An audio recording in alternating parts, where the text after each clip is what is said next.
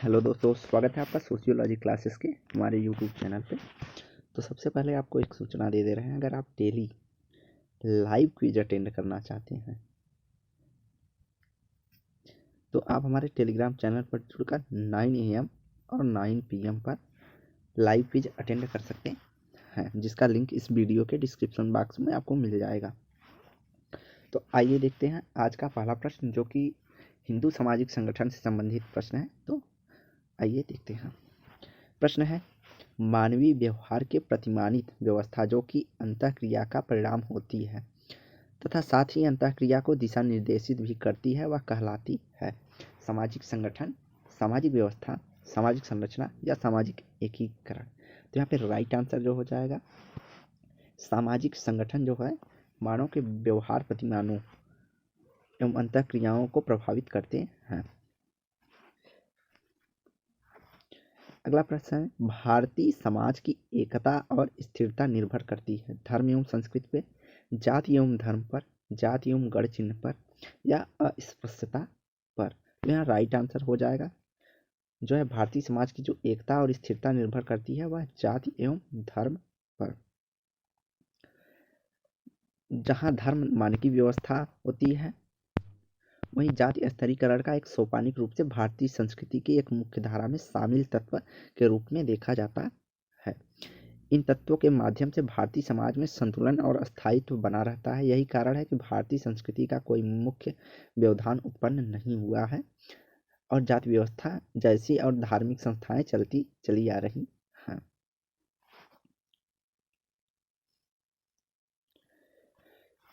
अगला है, विभिन्न विशेषताओं में से कौन सा समूह परंपरागत भारतीय सामाजिक व्यवस्था का सही प्रतिनिधित्व करता है? वर्ग व्यवस्था, धर्मनिरपेक्षता, गांव पंचायत या सामाजिक गतिशीलता, आश्रम व्यवस्था, पुरुषार्थ, संयुक्त परिवार, पुनर्जन्म में विश्वास, खुला स्तरीकरण, बंद स्तरीकरण, पुरुषार्थ या संयुक्त परिवार। तो भारत की परंपरागत समूह की विशेषता के रूप में व्यवस्थित होगा बंद स्तरीकरण, क्योंकि जाति व्यवस्था पाई जाती है, पुरुषार्थ और संयुक्त परिवार की प्रमुख विशेषता के रूप में शामिल किए जाते हैं। इसमें हम वर्ण व्यवस्था, आश्रम व्यवस्था, संयुक्त परिवार, ग्राम पंचायत, जाति व्यवस्था, पंच ऋण, पंचयज्ञ, पुरुषार्थ, कर्मवाद, पुनर्जन्म आदि जो है प्रमुख विशेषताओं के रूप में शामिल करते हैं। अगला है, वर्ण शब्द का सर्वप्रथम प्रयोग किया गया ऋग्वेद में, पुराणों में, उपनिषदों में या स्मृतियों में। तो वर्ण शब्द का जो सर्वप्रथम प्रयोग किया गया है वह ऋग्वेद में किया गया है। ऋग्वेद लगभग 400 ईसा पूर्व इसका काल माना जाता है। इसमें दो दर्शन देखे जाते हैं, एक वर्ण और एक जाति। प्रायः बहुत से लोग यह मानकर चलते हैं कि वर्ण और जाति दोनों एक ही अवधारणाएं हैं, और कुछ लोग मानते हैं दोनों अलग अलग अवधारणाएं हैं। वर्ण जहाँ कर्म पर आधारित होता है और जिन व्यक्तियों में समान गुण और कर्म होते हैं वे एक ही वर्ण के समूह माने जाते हैं। ऋग्वेद के प्रथम श्लोक के पुरुषसूक्त के में ही 4 वर्णों की बात कही गई है। 4 वर्ण कौन कौन से हैं? ब्राह्मण, क्षत्रिय, वैश्य और शूद्र। अगला है, वर्ण व्यवस्था निम्नलिखित में से किसे महत्व दिया है? व्यक्ति को, समाज को, व्यक्ति और समाज दोनों को, या उपर्युक्त में से किसी को नहीं? तो वर्ण व्यवस्था में जो है व्यक्ति और समाज दोनों को महत्व दिया जाता है। अगला प्रश्न है, धर्म, अर्थ, काम किस आश्रम में प्राप्त किए जा सकते हैं? तो यहाँ पे जो राइट आंसर हो जाएगा वह हो जाएगा गृहस्थ आश्रम में धर्म, अर्थ, काम प्राप्त किए जाते हैं। आश्रम व्यवस्था जो है यह सबसे महत्वपूर्ण स्थान दिया गया है। इसे 4 भागों में बांटा गया है, ब्रह्मचर्य, गृहस्थ, वानप्रस्थ एवं संन्यास। तो मनुस्मृति इस संदर्भ में कहते हैं कि जब सभी प्रकार के प्राणी जो हैं वायु के सहारे जीते हैं, उसी प्रकार आश्रम गृह आश्रम से जीवन प्राप्त करता है। और सभी आश्रमों में रहने वाले व्यक्तियों को, क्योंकि गृहस्थ से ही पवित्र ज्ञान और भोजन प्राप्त होता है, इसलिए गृहस्थ आश्रम सर्वोपरि है, ऐसा मनुस्मृति में कहा गया है। यहाँ जो है गृहस्थ आश्रम के सभी पुरुषार्थों का समन्वय अर्थात धर्म अर्थ काम और मोक्ष जैसे का समावेशन इस आश्रम में किया जाता है। वहीं प्रभु का कथन है कि गृहस्थ आश्रम में अर्थ और काम उस व्यक्ति के जीवन का प्रमुख क्षेत्र बन जाते हैं जो ब्रह्मचर्य आश्रम में धर्म का ज्ञान पहले ही प्राप्त कर चुका होता है, जिसने मोक्ष की वास्तविकता को जीवन का अंतिम लक्ष्य मानकर अपने कर्मों को करता है। तो ऐसा कौन कहते हैं? पीएच प्रभु कि जो व्यक्ति धर्म का ज्ञान प्राप्त कर चुका है ब्रह्मचर्य आश्रम में, वह गृहस्थ आश्रम में अर्थ और काम को प्रमुख क्षेत्र मानकर मोक्ष की राह पर आगे बढ़ता है। हिंदू व्यवस्था आश्रम व्यवस्था का मुख्य उद्देश्य है व्यक्ति का शारीरिक विकास करना, व्यक्ति को सन्यासी बनाना, व्यक्ति को पुरुषार्थ के व्यवस्थित पूर्ति के योग्य बनाना या व्यक्ति को सांस्कारिक जीवन के प्रति उदासीन बनाना। तो यहाँ पे राइट आंसर जो हो जाएगा वह सी हो जाएगा। व्यक्ति को पुरुषार्थ के लिए व्यवस्थित पूर्ति के योग्य बनाना हिंदू आश्रम व्यवस्था का प्रमुख उद्देश्य है। पुरुषार्थ जो है मनुष्य को मानसिक नैतिक आधार पर 4 आश्रमों के माध्यम से प्राप्त होता है, जिसे में इन्होंने धर्म अर्थ काम मोक्ष आदि की क्रियाओं को सीखता या अच्छे से निर्वहन करता है और जिसे अमरत्व संपत्ति समाज आदि जैसे गुणों से संबंधित होते हैं या उनके माध्यम से अपनी पूर्ति करता है। सभी आश्रमों का प्रमुख उद्देश्य जो होता है वह पुरुषार्थ को व्यवस्थित रूप से पूरा करना, किसी मनुष्य के व्यक्तित्व को इस प्रकार से विकसित करना होता है कि वह व्यक्ति आश्रम के सभी कर्तव्य को अच्छे तरह से निर्वहन कर सके और जिसका अंतिम लक्ष्य मोक्ष को प्राप्ति करना होता है। अगला है हिंदू सामाजिक जीवन में आश्रम के कौन से हैं? वृद्धाश्रम, विधवाश्रम, ब्रह्मचर्य, गृहस्थ, वानप्रस्थ और संन्यास, अनाथ आश्रम। तो राइट आंसर हो जाएगा जो 4 आश्रम हैं वह ब्रह्मचर्य, गृहस्थ, वानप्रस्थ और संन्यास है। इसका जो है ऋग्वेद में यह व्याख्या की गई है कि मनुष्य का जो जीवन काल होता है वह 100 वर्षों का होता है और इसमें से सभी को 25-25 वर्षों करके विभाजित किया गया है।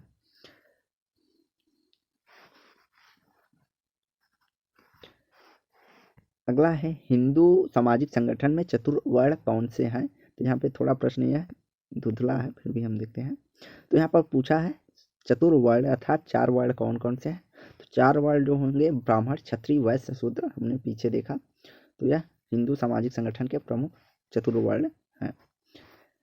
अगला है निम्नांकित में से किसे द्विज कहा जाता है? अर्थात द्विज अर्थात उच्च जातियाँ किसे कहा जाता है? तो द्विज कहने के लिए ब्राह्मण, क्षत्रिय, वैश्य, शूद्र। तो यहाँ पे शूद्र तीनों में है तो शूद्र को द्विज जाति नहीं कहा जाता है। तो राइट आंसर हमारा ये हो जाएगा ब्राह्मण, क्षत्रिय, वैश्य को शूद्र जातियों के अंतर्गत रखा जाता है क्योंकि इनमें जो है उपनयन संस्कार होता है। द्विज अर्थात दोबारा जन्म से होता है। द्विज का जो अर्थ होता है वह दोबारा जन्म से होता है और यह इसलिए माना जाता है कि व्यक्ति का एक बार प्रकृति रूप से जन्म होता है और दूसरा उसका सांस्कारिक जन्म होता है जब उसका उपनयन संस्कार होता है। अगला है निम्नांकित में से कौन सा कथन सत्य है? वर्ण 4 प्रकार के होते हैं जबकि जातियां असंख्य होती हैं। तो यहाँ पर पूछा कौन सा सत्य है? तो यह सत्य है। वर्णों का निर्धारण व्यवसाय से होता है जबकि जाति का निर्धारण जन्म से होता है, यह भी कथन सत्य है। वर्ण खुला वर्ग होता है जबकि जाति एक बंद वर्ग है, यह भी कथन सत्य है। तो यहाँ पर पूछा है कौन सा कथन सत्य है? तो उपर्युक्त सभी कथन सत्य है। अगला है हिंदू धर्म के पतन का मुख्य कारण है जाति व्यवस्था, अस्पृश्यता, अंधभक्ति या इनमें से सभी। तो राइट आंसर हो जाएगा डी, इनमें से सभी। हिंदू धर्म के पतन के मुख्य कारणों में धर्म की रूढ़िवादी संस्थाओं का परिवर्तित न होना शामिल किया जाता है, जिसमें जैसे देवदासी प्रथा, जाति व्यवस्था, अंतर्विवाही, अंधविश्वास, अस्पृश्यता, भौतिकवादी संस्कृति, नैतिकता का ह्रास होना आदि जो है हिंदू धर्म के पतन के प्रमुख कारण में सम्मिलित किए जाते हैं। अगला है हिंदू धर्म से पृथक करके जाति को सही रूप में नहीं समझा जा सकता क्योंकि यह हिंदूवाद ही है जो जाति की इस अभिमितियां प्रदान करता है और पूरी व्यवस्था को नैतिक अर्थ देता है। यह कथन किसका है? मैकाइवर एवं पेज, मजुमदार एवं मदान, रोनाल्ड रीगल या बाटो मोर। तो राइट आंसर जो हो जाएगा वह हो जाएगा मजुमदार एवं मदान। तो इन्होंने कहा अगर हिंदू धर्म को समझना है तो उसे जाति से अलग स्वरूप करके नहीं समझा जा सकता, क्योंकि जो हिंदूवाद है या हिंदू धर्म है वह जाति प्रथा को ही अभिमितियाँ प्रदान करती है, अर्थात जाति प्रथा से ही उसका उत्पत्ति होता है। जैसे ब्राह्मण, क्षत्रिय, ये सब धार्मिक कार्यों से जातिवाद से जुड़े होते हैं, जबकि वहीं शूद्रों को धार्मिक कार्यों के लिए निषेध होता था। अगला है, हिंदुओं के लिए धर्म एक अनुभव या दृष्टिकोण है। वह विचार न होकर शक्ति है, एक बौद्धिक विषय न होकर जीवन की आस्था है। धर्म ईश्वर के प्रति सिद्धांत न होकर अंतिम सत्य के प्रति चेतना है। हिंदू धर्म की यह व्याख्या निम्नलिखित में से किसने की है? तो पीवी काड़े, विवेकानंद, या यहाँ पे ऑप्शन सी था जो राधा कृष्णन था, और ऑप्शन जो डी था या शंकराचार्य था। तो राइट आंसर जो होगा वह पीवी काड़े का कथन है। तो पीवी काड़े का जो कथन है, इन्होंने इसे अनुभव न मान, धर्म को एक अनुभव या दृष्टिकोण माना है। विचार न मानकर एक शक्ति के रूप में धर्म को देखते हैं। बौद्धिक विषय अर्थात तार्किकता न लगाकर जीवन के प्रति आस्था के रूप में देखते हैं, और धर्म को ईश्वर के प्रति सिद्धांत के रूप में न देखकर अर्थात तार्किक न देखकर एक अंतिम सत्य के प्रति चेतना अर्थात यही सत्य है मानकर चलने की धारणा लेकर कहते हैं कि हिंदू धर्म यही है। कौन? पीवी काड़े। अगला है, हिंदू समाज में आश्रम व्यवस्था को मानसिक तथा नैतिक आधार प्रदान करने वाली संस्था ही पुरुषार्थ है। यह कथन संबंधित है के.एम. कपाड़िया, पी.एच. प्रभु, डॉक्टर दुबे और या लल्लन जी गोपाल का। तो राइट आंसर जो हो जाएगा वह होगा पी.एच. प्रभु का कथन है कि हिंदू समाज में आश्रम व्यवस्था को मानसिक तथा नैतिक आधार प्रदान करने वाली संस्था ही पुरुषार्थ है। इन्होंने अपनी पुस्तक हिंदू समाज की व्यवस्था में सामाजिक मनोविज्ञान का अध्ययन के अंतर्गत इन्होंने धर्म, अर्थ, काम और मोक्ष के ये 4 पुरुषार्थ को सम्मिलित करके यह लिखा कि हिंदू समाज की जो आश्रम व्यवस्था है वह मानसिक तथा नैतिक आधार प्रदान करने वाली एक संस्था अर्थात पुरुषार्थ, जो संस्था है वह पुरुषार्थ है। अगला है, निम्नलिखित में से कौन एक पुरुषार्थ नहीं है? धर्म, अर्थ, काम या मृत्यु। तो राइट आंसर जो हो जाएगा वह टी होगा, मृत्यु जो है पुरुषार्थ में सम्मिलित नहीं किया जाता है।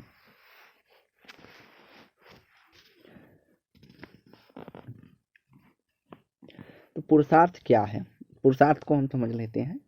पुरुषार्थ हुआ होता है जो व्यक्ति आश्रम की जो व्यवस्थाएं बनी हुई हैं उनका एक अच्छी तरह से पालन करके अपने आचरण को उनके हिसाब से ढालकर और समाज की भलाई के लिए कार्य करता हो, अर्थात उत्कृष्ट व्यक्तित्व का विकास करके नैतिक नियमों का पालन करते हुए समाज की भलाई का कार्य करता हो, उसी को पुरुषार्थ यहाँ कहा गया है। अर्थात पुरुषार्थ के राह पर चलने पर ही मोक्ष की प्राप्ति होती, ऐसा आश्रम व्यवस्था में कहा जाता है। अगला है, पुरुषार्थ के रूप में अर्थ से संबंधित क्रियाओं में से किस तत्व का होना आवश्यक माना गया है? सामूहिकता, आचरण की शुद्धता, क्षमा भाव या ज्ञान का संचय। तो अर्थ का जो महत्व है यहाँ पे आचरण की शुद्धता से लिया जाता है, अर्थात व्यक्ति समाज की भलाई के लिए कार्य करे और उसका आचरण नैतिक रूप से शुद्ध हो, भोग विलास में सम्मिलित न हो, अर्थात ऐसे सभी उपकरण जो भौतिक साधनों या सांस्कारिक समृद्धि प्राप्त करने के लिए आवश्यक हैं वही अर्थ हैं, जिनका प्रयोग करते हुए भी व्यक्ति अपने आचरण को शुद्धता को बनाए रखता है। यहाँ भौतिक वस्तुओं से तात्पर्य है गृहस्थी चलाने वाले, परिवार बसाने, धार्मिक कार्यों को पूरा करने वाली जो आवश्यकताएं पड़ती है उनसे है, न कि विलासिता से।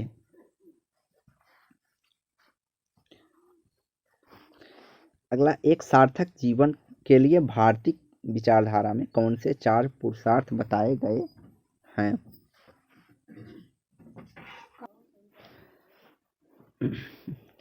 अगला है, एक सार्थक जीवन के लिए भारतीय विचारधारा में कौन से 4 पुरुषार्थ बताए गए हैं।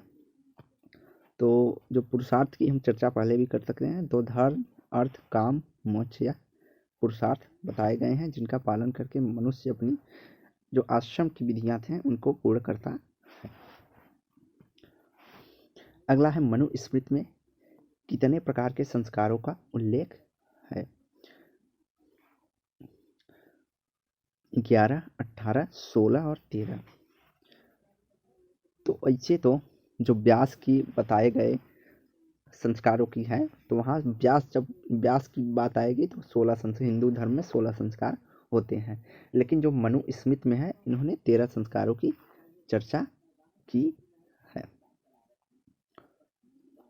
तो यह संस्कार होते हैं, जो 16 संस्कार हैं उनमें गर्भाधान, पुंसजन, सीमंतोन्नयन, जात कर्म, नामकरण, निष्क्रमण, अन्नप्राशन, चूड़ाकरण या कर्णवेद, विद्या आरंभ, उपनयन, वेदारंभ या केतांत या गोदान, समावर्तन, विवाह तथा अंत्योष्टि को सम्मिलित किया गया है 16 संस्कारों में। तो यहाँ पे मनुस्मृति के प्रकारों का उल्लेख पूछा है, तो 13 होते हैं।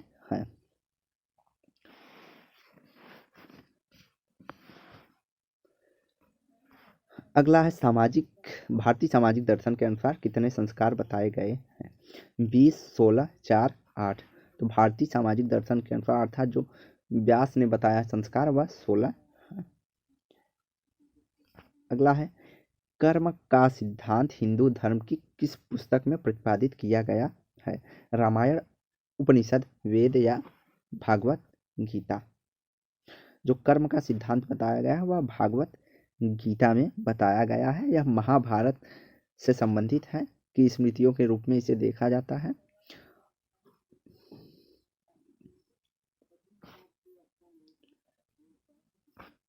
अगला है, कर्म का सिद्धांत किसके द्वारा समझाया गया है। राम, कृष्ण, शिव या ब्रह्मा। तो कर्म का जो सिद्धांत है वह बताया गया है किसके द्वारा, कृष्ण के द्वारा। तो कर्म का जो सिद्धांत है भागवत गीता के अंतर्गत अधिक विशद या वैज्ञानिक आधार प्रस्तुत किया गया है। इसे वैदिक परंपरा और उपनिषदों में कर्म को संबंधित जो विचार प्रतिपादित होते हैं उन्हें देखा जाता है। भागवत गीता में उन्हें कहीं अधिक व्यवस्थित रूप से प्रस्तुत करके व्यवहारिक दृष्टिकोण प्रस्तुत किया। जो वेदों में कर्म की चर्चा की है उसे ही भागवत गीता में जो है व्यवस्थित और व्यवहारिक दृष्टिकोण प्रदान किया गया है। और श्री कृष्ण ने इसे अर्जुन को समझाते हुए कहा है कि कर्म एवाधिकारस्तु माँ फलेषु कदाचन, अर्थात बिना फल की इच्छा किए कर्म करते रहना चाहिए। इसका प्रमुख कोट है। अगला है, अपने जीवन में भागवत गीता में वर्णित कर्म के सिद्धांत के अनुसार जीना वैयक्तिक विघटन को रोकने का सर्वोत्तम तरीका है। यह असंभव है, यह बहुत सही है क्योंकि यह भावनात्मक स्थिरता सिखाता है। यह बहुत कठिन है, यह भ्रामक है। तो यहाँ पे राइट आंसर जो हो जाएगा, यह बहुत सही है कि मनुष्य को अपने कर्म को करना चाहिए, फल की चिंता नहीं करना चाहिए।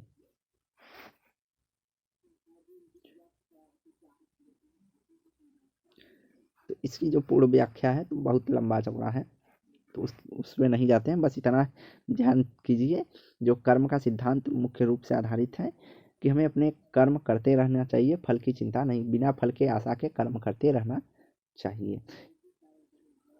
और एक कोट है कि इन्होंने कहते हुए कहा, जिस तरह पुराने वस्त्र को उतार कर हम नए वस्त्र धारण कर लेते हैं, उसी प्रकार आत्मा जो है शरीर को छोड़कर दूसरे शरीर में प्रवेश करती है। अगला है, निम्नांकित में से किस कर्म का संबंध वर्तमान में जीवन व कर्मों से है। वर्तमान में जीवन कर्मों से है। संचित से, प्रारब्ध से, क्रियावान से या इनमें से कोई नहीं। तो आप अगर भागवत गीता या रामायण देखे होंगे तो उसमें बार बार प्रारब्ध शब्द का प्रयोग होता है। तो यहाँ पे राइट आंसर जो हो जाएगा प्रारब्ध, अर्थात समय अर्थात भाग्य में जो लिखा है कर्म में जो है वही मिलेगा, और उसी के अनुसार आपको कार्य करते रहना चाहिए। तो कर्म में 3 विभेद किए गए हैं, एक संचित है, प्रारब्ध है और क्रियामान है। संचित कर्म वह है जो व्यक्ति को अपने पूर्व के जन्म में किए हैं, अर्थात जो पहले से ही इकट्ठा हुए कर्म हैं पाप पुण्य के, वह इन्होंने संचित कहा गया है। और इसमें जितने कर्मों का फल है व्यक्ति को इसी जीवन में भोगने को मिलता है, वह प्रारब्ध है। तो वह जो संचित कर्म है उसका जो भोग विलास या दंड कर्म मिलता है वह इस जन्म में अर्थात वर्तमान में पूर्ण करना पड़ता है, उसी को प्रारब्ध कहा गया है। और क्रियामान वह कर्म होता है जो मनुष्य इस जीवन में कर रहा है, अर्थात जो मनुष्य वर्तमान में करेगा उसे भविष्य में उसी अनुसार फल मिलेगा, ऐसा कहा गया है। जीवन में व्यक्ति को जो कर्म फल प्राप्त होते हैं वह संचित और क्रियामान का परिणाम होते हैं।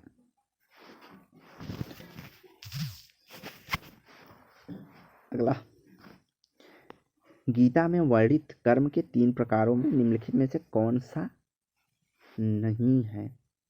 सात्विक कर्म, राजसिक कर्म, मानसिक कर्म, तामसिक कर्म। तो राइट आंसर सी हो जाएगा। मानसिक कर्म की चर्चा गीता में नहीं की गई है। गीता में 3 कर्मों के भेद बताए, एक सात्विक, राजसिक और तामसिक। जो कर्म फल की आशा त्याग कर बिना आसक्त या सर्वाधर्म अनुसार किया जाता है उसे सात्विक करते हैं, अर्थात बिना फल के आशा के कर्म करना सात्विक कहा गया है। और जब फल की इच्छा रखते हुए अहंकारपूर्ण मनोभाव से कर्म किया जाता है उसे राजसिक कहा जाता है। और जो कर्म मोह के बिना वर्तमान भविष्य सोचे किया जाता है, तो जो ऐसा कर्म जो बिना मोह से बिना वर्तमान भविष्य सोचे हुए तात्मिक कर्म कहा जाता है। तो किसी प्रकार का मोह नहीं होता है तो उसे तात्मिक कर्म कहते हैं। तो आजकल के मनुष्यों में कौन से कर्म की प्रवृत्ति देखी जाती है? वह है राजसिक कर्म।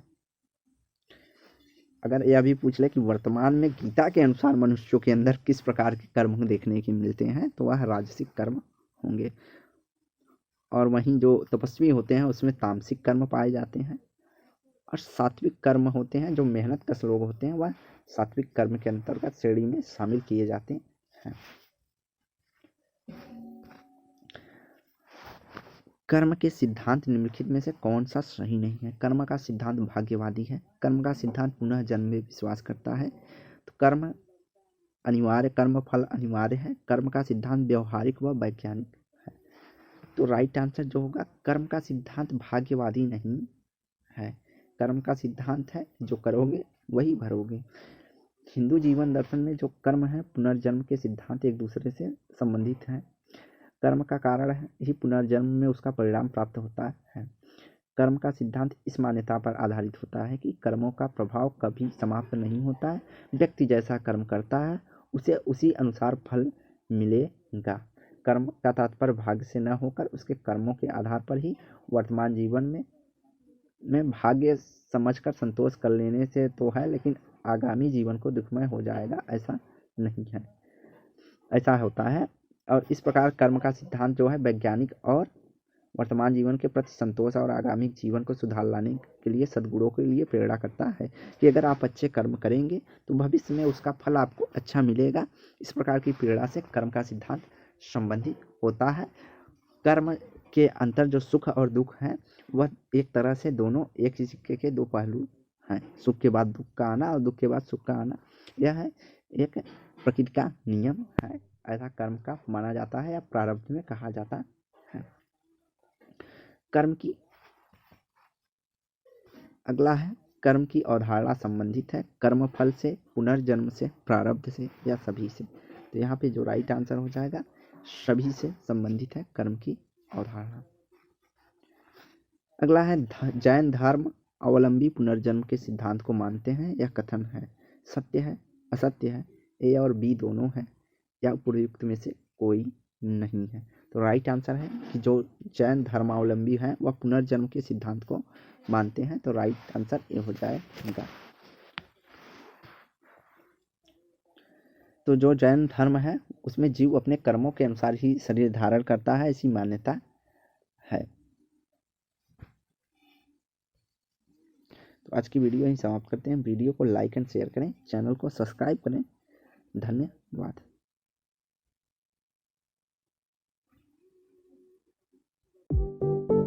है।